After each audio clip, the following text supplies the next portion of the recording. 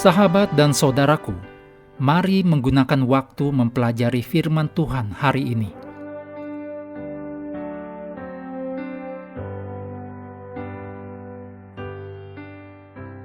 Senin 26 Januari, judulnya Terang dalam Dunia yang Gelap.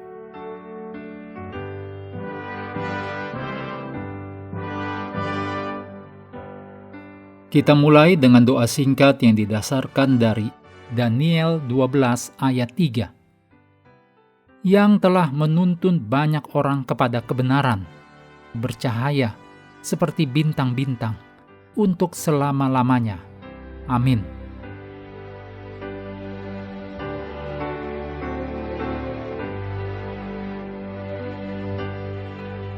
Dalam Filipi 2 ayat 14, Paulus mendorong jemaat di Filipi untuk melakukan segala sesuatu dengan tidak bersungut-sungut dan berbantah-bantahan. Tantangan terhadap kesatuan gereja begitu serius, sehingga tidak dapat dipertahankan tanpa upaya yang sungguh-sungguh dari pihak kita. Kesatuan dalam gereja merupakan hasil dari hubungan kita dengan Kristus dan ketaatan atau penurutan kepada firman Tuhan. Dan itu juga sangat penting bagi kesaksian kita, sebagaimana yang Paulus tegaskan selanjutnya, dengan memanggil kita untuk bercahaya di antara mereka seperti bintang-bintang di dunia. Filipi 2 ayat 15. Kita dapat melihat bintang-bintang dengan jelas di langit malam ketika jauh dari lampu jalan dan kota. Langit yang gelap membuat bintang-bintang bersinar sangat terang. Hal yang sama terjadi dalam hidup kita. Kejahatan di sekitar kita membuat bumi ini menjadi tempat yang gelap. Ketika kejahatan di sekitar kita semakin besar, kita akan bersinar seperti bintang-bintang yang terang. Orang-orang akan melihat bahwa pengikut sejati Allah sangat berbeda dari orang lain di sekitar kita yang tidak mengenal Tuhan.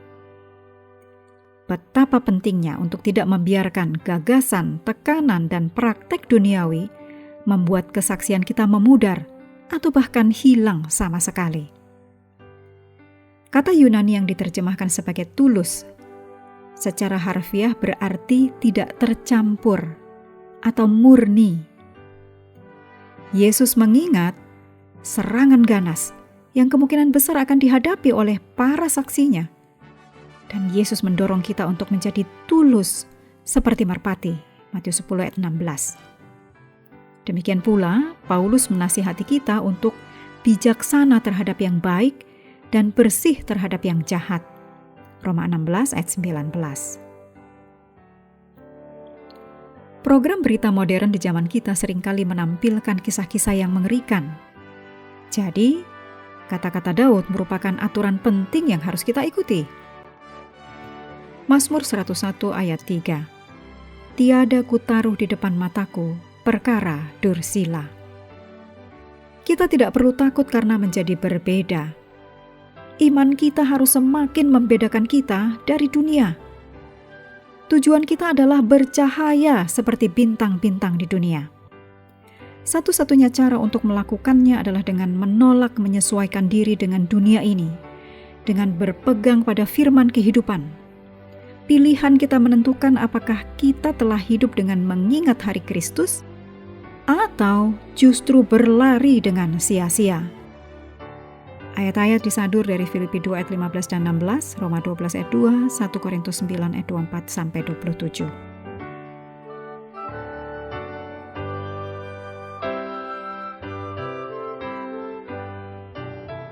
Kutipan Roh Nubuat disadur dari Lift Him Up halaman 266.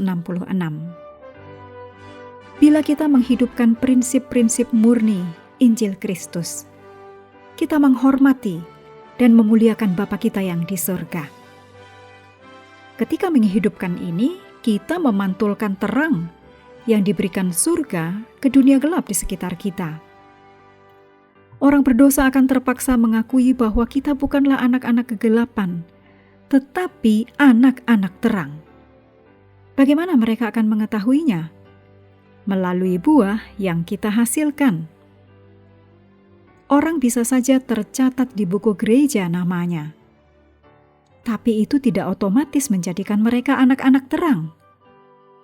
Orang-orang ini mungkin memegang posisi terhormat dan menerima pujian dari manusia. Tetapi itu tidak menjadikan mereka anak-anak terang.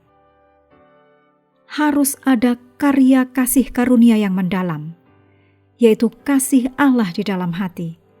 Dan kasih ini diungkapkan melalui penurutan. Amin.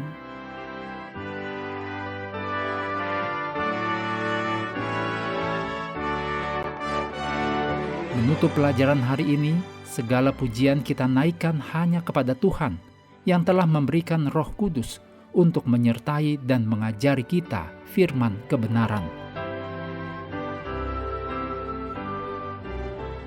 Sahabat sekalian, kami menghadirkan Reaksi, ruang interaksi.